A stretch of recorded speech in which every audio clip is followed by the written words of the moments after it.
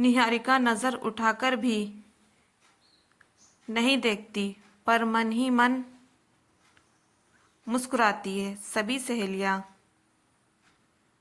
खिलखिलाकर हंसते हुए बातों को हवा में उड़ाकर चल देती हैं। क्या मधुर ने उस समय इसी विजय का जिक्र किया था? वह अपने सिर को हिला से झटकाती है, मानो विजय और उसकी बातों को भूल जाना चाहती हो। वह याद करती है उन दिनों को जब वह बीएससी फर्स्ट ईयर में थी। बीएससी की पढ़ाई कंप्लीट करने के बाद उसका किसी अच्छी यूनिवर्सिटी में एमसीए करने का इरादा था, जिसके लिए उसे पैसों की ज़रूरत थी और 6 भाई बहन होने की वजह से उसके माता पिता पर जिम्मेदारियों का बोझ अधिक था। इसीलिए वह आगे की पढ़ाई के लिए अपने माता पिता से पैसे नहीं लेना चाहती थी। पढ़ाई के साथ साथ निहारिका ने ट्यूशन पढ़ाना शुरू कर दिया। ट्यूशन से मिले पैसों को वह हर महीने बैंक में जमा कर देती थी। बैंक उसके घर से नज़दीकी ही था। निहारिका बीएससी प्रथम श्रेणी में उत्तीर्ण होती थी। कोचिंग में एडमिशन लेने के बाद हर महीने की तरह निहारिका इस महीने भी ट्यूशन से मिले पैसे जमा करने आई थी। तभी इसी अनजान युवक विजय से मुलाकात होती है। उसकी याद आती है कि निहारिका का हृदय बिजली की गति से धड़कने लगता है। चलते चलते उसने फैसला किया कि विजय के बारे में माँ को ज़रूर बताएंगी। घर पहुंचकर निहारिका माँ को सारी बात बता देती है। माँ पापा को सब बता देती है। पापा बोलते हैं, लड़का ब्राह्मण है, लेकिन जो है दुबले चोबी में हमारे यहाँ शादी नहीं होती। फिर भी चलकर लड़के को देख आते हैं।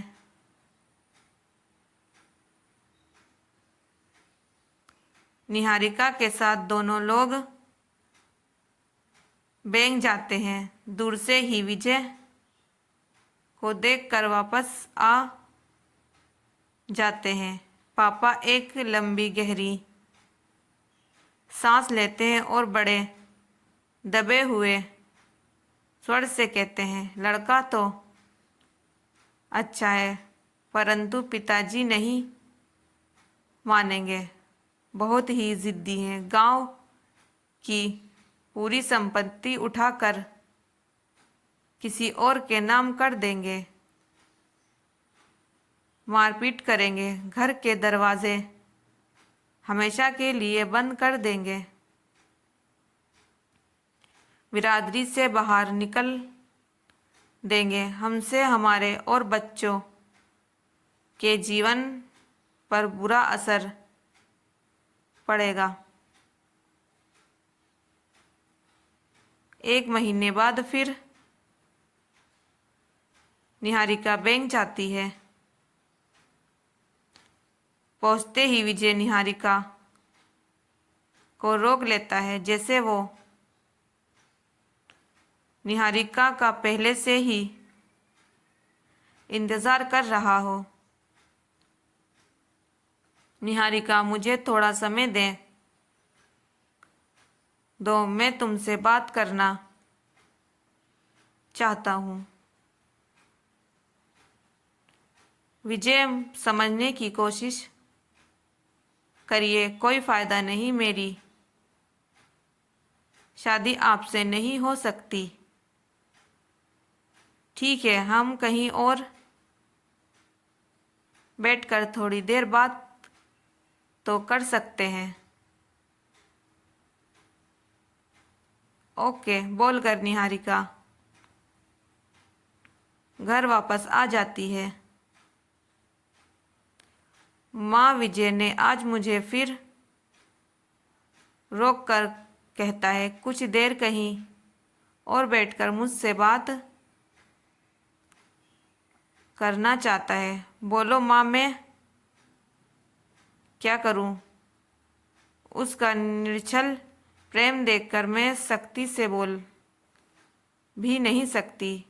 माँ, क्या कोई किसी से इतना निश्चल प्रेम कर सकता है? वह 3 साल से मेरे पीछे कर रहा है, फिर भी कभी मुझे परेशान नहीं किया, कानों कान भनक भी नहीं लगने दी, वरना आजकल के लड़के क्या क्या नहीं करते हैं, परेशान भी करते हैं और टिप्पणी भी इनकार करने पर बदनाम करना या हासिल करने का हजार हकतरने अपनाते हैं। लेकिन विजय ने मुझे 3 साल के बाद प्रपोज किया। माँ, मैं क्या कोई लड़का इतना भी शरीफ हो सकता है? माँ मुस्कुराते हुए कहती है, जाओ, जाकर थोड़ी देर बात कर लो। निहारिका माँ के चेहरे को देखती ही रह जाती है। समझती है विजय सभी को पसंद है, परंतु दादाजी की वजह से हाँ नहीं कर पा रहे हैं। निहारिका भी ऐसा कोई कदम नहीं उठाना चाहती जिससे माँ पापा को कोई तकलीफ हो। अगले दिन ही निहारिका विजय से मिलकर जाती है। दोनों एक रेस्टोरेंट में जाकर बैठते हैं।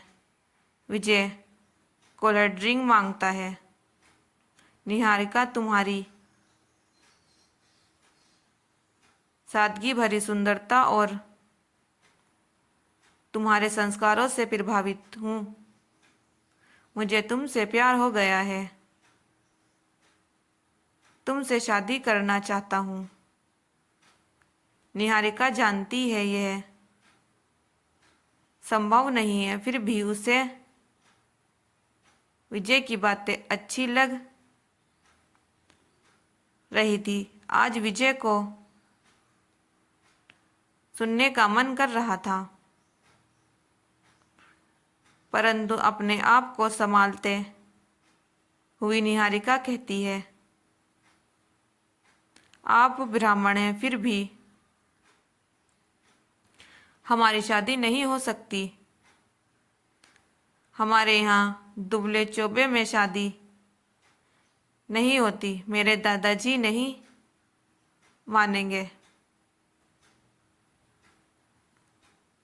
मुझे एक बार अपने पापा से मिलवा दो, मैं तुमसे वादा करता हूँ, यदि उन्होंने इनकार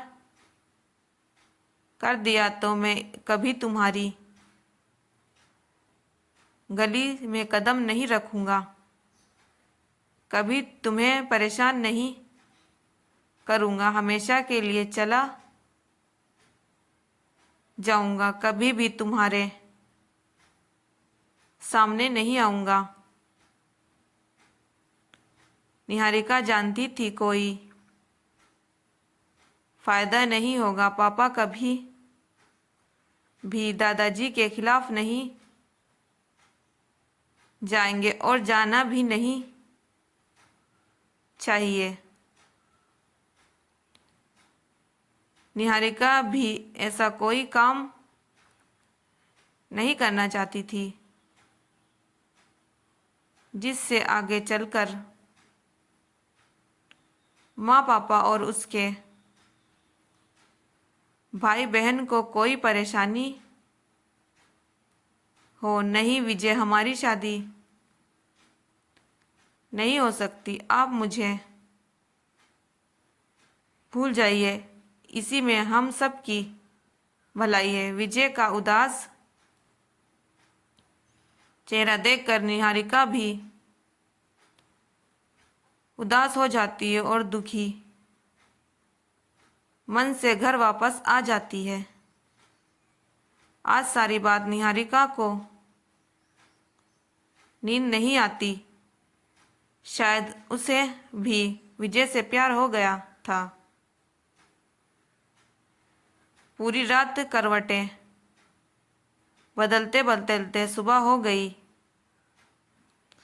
सूरज धूप की चादर ओढ़ चुका था। निहारिका उठी। उसने विजय को भूलने का प्रयत्न करते हुए अपने रोज के कामों में लग गई। 1 महीने के बाद फिर निहारिका बैंक गई। आज नजरें विजय को ढूंढ रही थी, लेकिन विजय कहीं भी दिखाई नहीं दिया। निहारिका से रहा नहीं गया। उसने बैंक के कर्मचारियों से पूछा, आज विजय नहीं आए हैं? विजय जी का स्थानांतरण हो गया है क्या? उसने आचार्य से पूछा। कहाँ? जी दिल्ली, इंडिया। और रजिस बैंक में अब वे प्रमोशनी ऑफिसर हो गए हैं। निहारिका को ऐसा लगा जैसे किसी ने उसके दिल को 1000 टुकड़े कर दिए हों। ऐसे प्रतीत हो रहा था जैसे सब कुछ खत्म हो गया हो। दिल के अंदर ही अंदर रो रहा था, कहीं पलकों से मोती न रुल जाए। साहस उसने अपने आप को संभाला और मन ही मन में कहने लगी, उसने मुझे बताया भी नहीं, बिना बताए ही चला गया। वैसे ठीक ही किया विजय ने। अगर बात बता देता तो शायद मैं कमज़ोर पड़ जाती।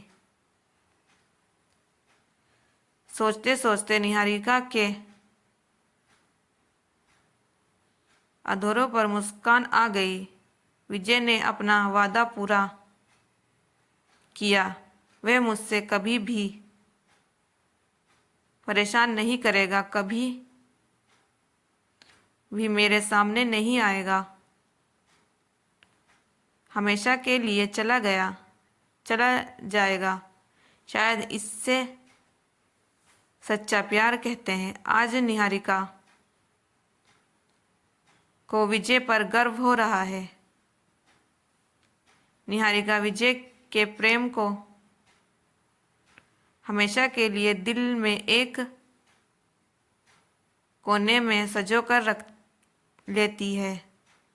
Please friend follow me and subscribe my channel. Thank you.